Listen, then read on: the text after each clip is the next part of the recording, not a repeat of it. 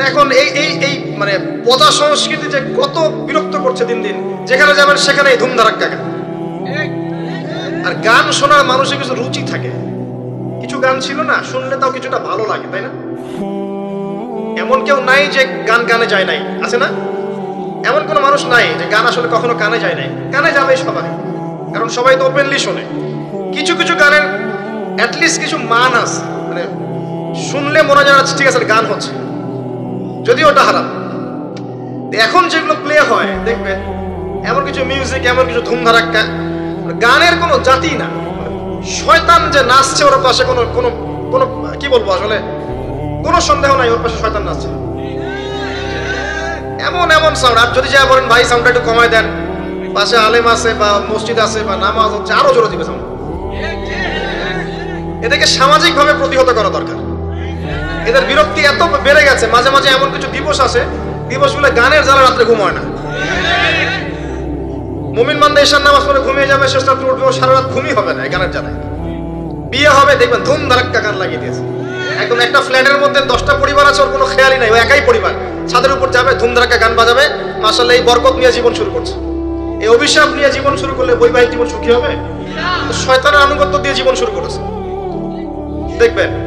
আবার এমন সময় অনেক কিছু কনসার্ট হয় দেখবেন, স্টেজে এমন ভাবে নাচানাচি করে মনে শুয়োর আর বারণ নাচছে। হ্যাঁ, হাদিসে এই শব্দ এসেছে, আমার উপর রাগ করবেন না। নবী সাল্লাল্লাহু আলাইহি ওয়াসাল্লাম বলেছেন, যারা এই উম্মতের মধ্যে মাদককে হালাল করে নিবে, বাদ্যযন্ত্রকে হালাল করে নিবে, এবং যারা নর্তকী নাচাবে এবং মিউজিক্যাল ইনস্ট্রুমেন্টের সাথে এদের গভীর সম্পর্ক থাকবে, একদিন সকালে আল্লাহ পাক এদেরকে বানর আর শুয়োর বানিয়ে দিবেন। একদম টাটকা হাদিস, আখরুল জামানের হাদিস পড়ে দেখেন, পড়ে দেখেন। আলেম ওলামাকে জিজ্ঞাসা করেন, হাদিসটা না থাকলে আমার নাম বদলাই ফেলাবো। এই হাদিসও আছে। এটা কি ফিজিক্যালি হবে? আমার কাছে মনে হয় না ফিজিক্যালি হবে, আল্লাহু আ'লাম, আল্লাহ ভালো জানেন। আমার কাছে মনে হয় না যে ফিজিক্যালি হয়তো বা হবে না, ইন্টারনালি তারা বানর আর শুয়োরের মতো হয়ে গেছে, আমার কাছে তাই মনে হয়। ভিতর থেকে স্বভাবগতভাবে দেখবেন বানর আর শুয়োরের মতো করছে। তো কি করবেন? এখানে ঈমান নিয়ে আপনি চলবেন কি? নূর কি জিনিস বোঝাতে গিয়ে আপনাকে এই কথাগুলো বললাম। আপনি 10টা দিন ইতিকাফ করে তারপরে এই পরিবেশে যান, আপনি আল্লাহর নূর নিজেই বুঝতে পারবেন, আল্লাহর নূর কি জিনিস, আধ্যাত্মিকত্ব কি জিনিস।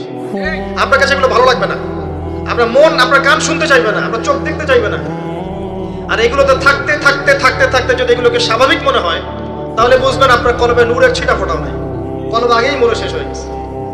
এখন আমাদের কলব এই অবস্থায় আছে। আমাদের চারপাশে এগুলো দেখছি না, গান বাজনা, বাদ্যযন্ত্র, মাদক, বেহায়াপনা, অশ্লীলতা, বেপরদামি, পর্নোগ্রাফি, ব্লু ফিল্ম, সব তো দেখছি নিত্যদিন, প্রতিদিন দেখছি। এগুলো দেখে যেহেতু আমাদের মনের মধ্যে কোনো রিয়াকশন আসে না, বুঝতে হবে মন কিন্তু নাই, dead. We are living with a dead heart. আমরা একটা মৃত হৃদয় নিয়ে ঘুরছি আর কি, আর কিছু না। এখন এই হৃদয়ে ঝাঁকিয়ে দিবে কিভাবে? এই অবস্থায় মৌত আসলে কি হবে? মৌতের কষ্ট খুব বেশি হবে। মৃত খলব অবস্থায় যদি মৌত চলে আসে, তাহলে মৃত্যুর যন্ত্রণাটা খুবই কঠিন হবে। কত কঠিন হবে আমি একটা হাদিস দিয়ে বোঝাচ্ছি। আমি এই হাদিসের নাম্বার এখন বলতে পারছি না, অনেকদিন আগে হাদিসটা পড়েছি, বাট আমি হাদিসটা পড়েছি। এবং যদি কেউ দলিল চান আমি আপনাকে প্রাইভেটলি দিতে পারবো ইনশাআল্লাহ। কোন একজন নবী আল্লাহকে বলেছিলেন যে আমি বারজাখের মানুষের সাথে যোগাযোগ করতে চাই। কেমন আছে বারজাখের? বারজাখ পর্যন্ত পরকালে বারজাখের মানুষ কিরকম আযাব, কিরকম শাস্তি ভোগ করছে, আল্লাহ আমি একটু দেখতে চাই। একজন ব্যক্তি, মেবি উনি মুসা আলাইহিস সালামের যুগের বা ঈসা আলাইহিস সালামের যুগের, আমার ঠিক মনে পড়ছে না, এর দুজনে একজন হতে পারেন। আল্লাহ পাক দেখালেন একজনকে যে এই যে এই ব্যক্তি খুবই রুগ্ন, ক্লান্ত, মানে দেখে মনে হচ্ছে তিনি খুবই পেরেশানির মধ্যে আছেন। তাকে নবী জিজ্ঞাসা করছেন, একজন নবী জিজ্ঞাসা করছেন, তুমি কি অবস্থায় আছো, কেমন আছো? সে বলছে যে আমার মৌত হয়েছে আজকে থেকে 1000 বছর আগে। আমার মৌত হয়েছে আজকে থেকে 1000 বছর আগে, এখন পর্যন্ত মৌতের যন্ত্রণা আমার যায় নাই। আমার কথা কি বুঝতে পারলেন ভাই? যার কলব যত মৃত, রূহ কবজ করার সময় তত শাস্তি হবে, তত বেশি কষ্ট হবে। যার কলব যত পবিত্র, রূহটা অত সুন্দর করে আস্তে করে বের হয়ে চলে আসবে। যেমন কলসি থেকে পানি ঢাললে যেমন হয়, এভাবে রূহটা বের হয়ে চলে আসবে। কলব পরিষ্কার না থাকলে এটা হবে না।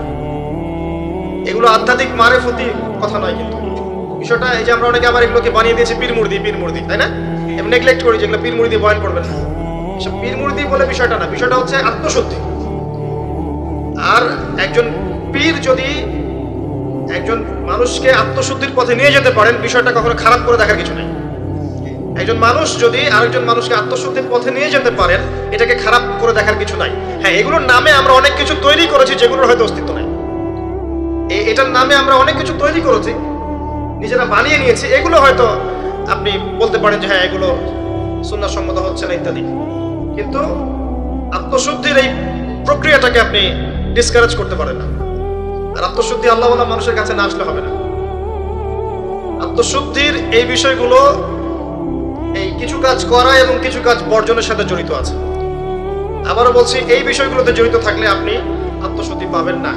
যেমন মাদক, পর্নোগ্রাফি, হারাম মেয়ের সাথে জেনার সম্পর্ক, হারাম বান্ধবী, হারাম অ্যাফেয়ার্স, সুদের সাথে সম্পৃক্ত থাকলে, মনে রিয়া থাকলে, অহংকার থাকলে, গীবত তহমত করলে, এই ধরনের কাজ, বেপরদামি বেহায়াপনার মতো থাকলে, মিউজিকের সাথে থাকলে, জুয়ার সাথে থাকলে, বা এই দুনিয়ার জীবনটাকে খেলতামাশার মতো গ্রহণ করেছেন, আল্লাহর হুকুম আহকামে পরোয়া করছেন না,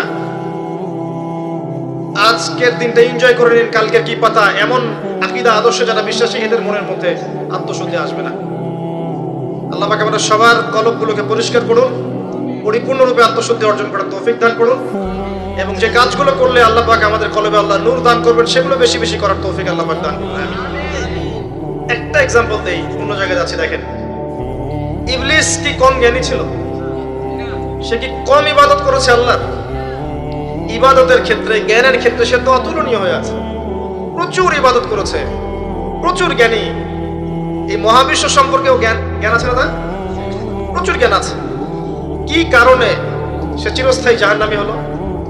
একটা আদেশ লঙ্ঘন করেছে। এই তো একটা আদেশ তো আদম আলাইহিস সালামও লঙ্ঘন করেছে। তাকে বলা হয়েছে গাছের কাছে যেও না, আমাদের পিতা ভুল করে গাছের কাছে চলে গেছে। এটাও তো একটা অন্যায়, তাই নাকি? এটা তো আল্লাহর আদেশকে লঙ্ঘন করা হলো। আদম আলাইহিস সালাম তওবা করে ফিরে এসেছেন, বলেছেন রব্বানা যালামনা আনফুসানা ওয়া ইল্লাম তাগফির লানা ওয়া তারহামনা লানাকুনান্না মিনাল খাসিরিন। এটা আদম সন্তানের স্বভাব, ভুল করবে তওবা করে ফিরে আসবে। কিন্তু ইবলিস সে তওবা করে ফিরে আসেনি, বরং আবা ওয়াস্তাকবারা, সে অবাধ্য হয়েছে, অহংকার করেছে। খালাকতানি মিন নার ওয়া খালাকতাহু মিন তিন। এই যে অন্যকে ছোট করা, তুচ্ছ করা, আল্লাহর আদেশকে অস্বীকার করা, অহংকার করা, এই অহংকারের কারণে তার সমস্ত ইলম এবং আমল সব ধ্বংস হয়ে গেছে। তো এখন যদি আমরা অনেক ইলম আমল করি, মনে অহংকার থাকে, আত্মশুদ্ধি অর্জন হবে? আত্মশুদ্ধি সবচেয়ে ইম্পর্টেন্ট জিনিস। আমি একটা বই সাজেস্ট করছি, বইটা আমি পড়ছি, কিন্তু আমার পড়ার পরে আমার আসলে পিপাসা মেটেনি এখনো।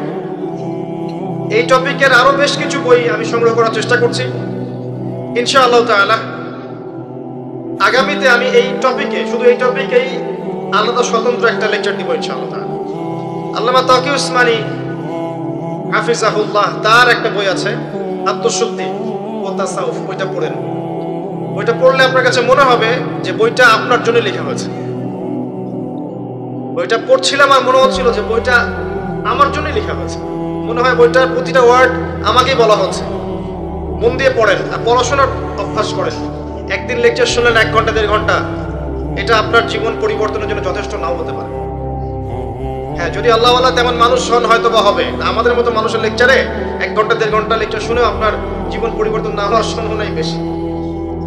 কথা তাসির হয় তখনই যখন বক্তার মধ্যে ইখলাস থাকে, দ্বীনের প্রতি মহব্বত থাকে, আল্লাহর দ্বীন, আল্লাহর জমিনে প্রতিষ্ঠার মানসিক চেষ্টা থাকে, মনের দরদ থাকে। जो बात दिल से निकलती है दिल पे असर करती है, এটা কথা আছে না? যে কথাগুলো দিল থেকে বের হয় সেগুলো মানুষের দিলের মধ্যে কি হয়? আসার করে। তো এখন এরকম মানুষের সংখ্যাই বা কত? আর আমরা যে জ্ঞান এবং আমল করি তাতে বুঝতেই পারছি যে আমাদের দ্বারা কি হতে পারে। তারপরেও আলহামদুলিল্লাহ কিছু মানুষের উপকার হচ্ছে, এটা আলহামদুলিল্লাহ। তবে আমরা যথেষ্ট নই। আমরা আল্লাহর কাছে দোয়া করি আল্লাহ পাক এমন মানুষদেরকে এইসব চেহারা নিয়ে আসুন যাদের কথায় পুরো সমাজ পরিবর্তন হবে ইনশাআল্লাহ। এবং আল্লাহ পাক আমাদের সন্তানদেরকে যেন ওইভাবে বড় করার তৌফিক দান করেন, আমিন। প্রথম কথা বলছি, দেখেন আত্মশুদ্ধি, মনের নিয়ত, ইখলাস, এটা সবচেয়ে ইম্পর্টেন্ট জিনিস। এটা ছিল না বলেই ওই 3 ব্যক্তি কোথায় গেছে? জাহান্নামে। শহীদ হয়েছে জাহান্নামে, দান করেছে জাহান্নামে, আলেম হয়েছে জাহান্নামে। এটা সেই হাদিস যেটা বর্ণনা করতে আবু হুরায়রা রাদিয়াল্লাহু আনহু অজ্ঞান হয়ে পড়ে যেতেন। প্রথম যেটা সমস্যা ছিল, এদিকে মনোযোগ দেন, আমরা শেষ করে দেব, গুছিয়ে নেব। প্রথম সমস্যাটা কি বলেছিলাম? শিরক। এই শিরকটা প্রত্যেকটা সেক্টরে আছে না? ব্যক্তি, পরিবার, সমাজ, রাষ্ট্রে আছে না? একই সুন্নাহ। ওই যে আইয়ামে জাহিলিয়াতের শিরক এখনকার বিশ্বে আছে না? আছে। তাহলে এখনকার বিশ্বেও কি কিছু তাওহীদপন্থী মানুষের প্রয়োজন আছে না? আছে। দ্বিতীয় সমস্যা সুদ। ওই সমস্যাটা এখনকার বিশ্বে নাই? এখনকার ব্যক্তি জীবনে দেখেন সুদ খায় না, পরিবার সুদখোর না, সমাজে সুদের কারবার নাই, সুদী এনজিওর সয়লাভ আছে না? আছে না? ছোট্ট ছোট্ট গ্রাম বাদ পড়েছে সুদ থেকে, টপ টু বটম কোনো গ্রাম বাদ পড়েছে? পড়ে নাই। বৈশ্বিক ক্ষেত্রে সুদী ব্যাংকিং সিস্টেম নাই, এবং এগুলোর সাথে আমরা জড়িত নই কি? আর নবী সাল্লাল্লাহু আলাইহি ওয়াসাল্লাম কি বলেন নাই, 4 শ্রেণীর মানুষকে আমি লানত করলাম, যে খায় সুদ, যে সুদ দেয়, যে সাক্ষী থাকে, আর যে লেখে। 4 শ্রেণীকেই তিনি লানত করেছেন। নবীর অভিশাপ নিয়ে কেউ হাউজে কাউসারের পানি পাবে? নবী সাল্লাল্লাহু আলাইহি ওয়াসাল্লামের অভিশাপ নিয়ে কেউ কবরে উত্তর দিতে পারবে? সত্যি তাই মনে হয় আপনাদের? আর নবী যাদেরকে অভিশাপ করবেন তাদের জন্য কি নবী সুপারিশ করে জান্নাতে নিয়ে যাবেন? এত সহজ না, এত সহজ না। নবীর লানত কি জিনিস এটা আমরা পরকালে বুঝতে পারবো। আমল করেছে, আমল শোনেন, আমল করেছে, অনেক নেক আমল করেছে, কিন্তু আমলগুলোর মধ্যে বেদাত ছিল। কি ছিল? মানে সুন্নতকে পরিবর্তন করে নতুন আমল দিয়ে প্রতিস্থাপন করেছে, কিন্তু আমল করেছে। এই বেদাতিরা যখন হাউজে কাউসারের পানি খেতে যাবে, একটা পর্দা পড়ে যাবে, আর নবী সাল্লাল্লাহু আলাইহি ওয়াসাল্লামকে বলা হবে, নবীজি বলবেন যে ইন্নাহুম মিন্নি, তারা তো আমার উম্মত, কেন পর্দা পড়ে গেল? তাকে বলা হবে ইন্নাকা লা তাদরি মা আহদাসা বা'দাক, এরূপে আপনি জানেন না আপনার মৃত্যুর পরে আপনার দিনকে কেমন করে বিকৃত করেছেন। তখন নবীজি বলবেন সুহকান সুহকান লিমান গায়্যারা বা'দি, দূর হও, দূর হও যারা আমার পরে দিনকে পরিবর্তন করেছো, বেদাত করেছো। এটা বেদাতির শাস্তি, তাকে দূর করে দেয়া হলো। যে আমল করেছে, সারা জীবন আমল করেছে, হালাল খেয়ে আমল করেছে, কিন্তু বেদাত করেছে, তাকে তাড়িয়ে দেয়া হলো। আর যে সুদ খাচ্ছে তাকে কি করা হবে? ভাবেন, একজন মানুষ যদি, আমার কথা শোনেন, একজন মানুষ যদি তার মায়ের সাথে জেনা করে, আপনি কি করবেন তাকে? মনে করেন কালকে উঠে দেখলেন আপনার এই গ্রামে 10 জন মানুষ পাওয়া গেছে, আজকে রাত্রে নাউজুবিল্লাহ তারা মায়ের সাথে, কথাটা বলতে আমার খারাপ লাগছে, তারা মায়ের সাথে খারাপ কাজ করেছে আজকে রাতে, কালকে সকালে এই 10 জনের যদি দোষ প্রকাশ হয়, আপনি কি করবেন? কি করবেন? ফুলের মালা দিবেন? বড় বড় সুন্দর সুন্দর চেয়ার দিবেন, না বড় বড় অফিস করে দিবেন? কোটটাই পরিয়ে বসিয়ে দিবেন? সুদের মধ্য দিয়ে আমরা তাই করছি। নবী সাল্লাল্লাহু আলাইহি ওয়াসাল্লাম বলেছেন 73টা পাপের শাখা আছে, তার সবচেয়ে নিম্ন শাখা কি? আপনারা বলেন না, হাদিসটা তো আপনারা জানেন, বলেন সবচেয়ে নিম্ন শাখা কি? নিজের মায়ের সাথে। আর কোন ব্যক্তি যদি এই কাজটা করে, আপনি তাকে কিভাবে দেখবেন? একজন ব্যক্তি যদি একাধিক বিয়ে করে, তাকেই তো দেখতে পারেন না। একজন ব্যক্তি যদি ধর্ষণ করে, তো ধর্ষকের শাস্তি আছে না? ধর্ষককে কি সমাজের মানুষ ভালো চোখে দেখে, ঘৃণা করে? এমনকি দেখা যায় যে মজলুম মেয়েটার উপর অত্যাচার করা হয়েছে, ওরই তো সারা জীবন বিয়ে হয় না, এমন হয় না? কত বড় ফলাফল সমাজে বয়ে নিয়ে আসে, তাই না? এখন একজন ব্যক্তি যদি মায়ের সাথে জেনা করে, আপনি তাকে কি করতে চাইবেন? নবীজি বলেছেন সাল্লাল্লাহু আলাইহি ওয়াসাল্লাম, আপনার নবী, আপনারই নবী, যাকে কবরে দেখানো হবে আপনাকে, তিনি বলেছেন যে এর 73টা পাপ আছে।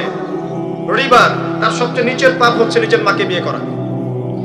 নবীর সাথে ডিল করেন, এখন আমার সাথে প্লিজ রাগ হবেন না। কিয়ামতের মাঠের জন্য অপেক্ষা করেন, আল্লাহ নবীর সাথে আপনার সাক্ষাৎ হবে, সেদিন তাকে জিজ্ঞাসা করবেন কেন আপনি হাদিস বলে গিয়েছিলেন? আপনি সমাজকে পিছিয়ে দিয়েছেন, অর্থনীতিকে পিছিয়ে দিয়েছেন, এই হাদিস কেন বলতে গেলেন? এটাই তো অর্থনীতির সমৃদ্ধির একমাত্র পথ পদ্ধতি, তাই না? রিবা, এই হচ্ছে রিবা। আর সবচেয়ে উঁচু শাখাটা কি তাহলে? এটা আপনি পাবেন সূরা বাকারায়। কোন সূরায়? আয়াত নাম্বার 279 থেকে শুরু করে পড়া শুরু করবেন, দেখবেন ওখানে আল্লাহ পাক বলেছেন ইয়া আইয়ুহাল্লাযীনা আমানু, হে মুমিনগণ, ইত্তাকুল্লাহ, আল্লাহকে ভয় করো, ওয়া যারু মা বাকিয়া মিনার রিবা, সুদ ছেড়ে দাও, সুদ ছেড়ে দাও। আল্লাহ বলেন ইল্লাম তাফআল, তোমরা যদি এটা না করো, ফাযারু বিহারবিন মিনাল্লাহি ওয়া রাসূলিহি, তাহলে আল্লাহ এবং তার রাসূলের সাথে যুদ্ধের ঘোষণা শুনে না। এটা সবচেয়ে উঁচু লেভেল। আল্লাহ এবং তার রাসূলের সাথে কারো যুদ্ধ হচ্ছে মনে করেন, কথার কথা, আপনি কার পক্ষ নেবেন? এটা আমরা বলছি ঠিকই, আল্লাহ এবং তার রাসূলের সাথে যুদ্ধ হচ্ছে, কিছু মানুষ তার সাথে যুদ্ধ করছে।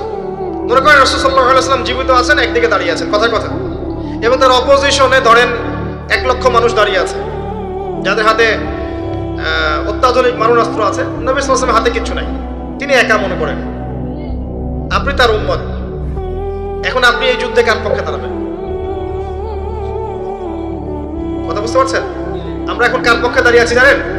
ওই মানুষদের পক্ষে যারা অস্ত্রশস্ত্র নিয়ে নবীর এগেইনস্টে দাঁড়িয়ে আছে।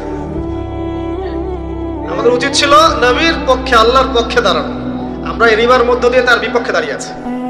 সূরা বাকারা পড়ে দেখেন, না আমার কথা না, একটা কথা বানিয়ে বলে নাই, একটা কথা এদিক ওদিক যাবে না ইনশাআল্লাহ। এটাই লেখা আছে কোরআনে, ওয়া ইল্লাম তাফআলু ফা'যানু বিহারবিন মিনাল্লাহি ওয়া রাসূলিহি। যে কোনো আলেমকে জিজ্ঞাসা করেন, যে কোনো মাযহাবের, এই কথাই বলবেন যদি সাহস থেকে থাকে, সৎ সাহস।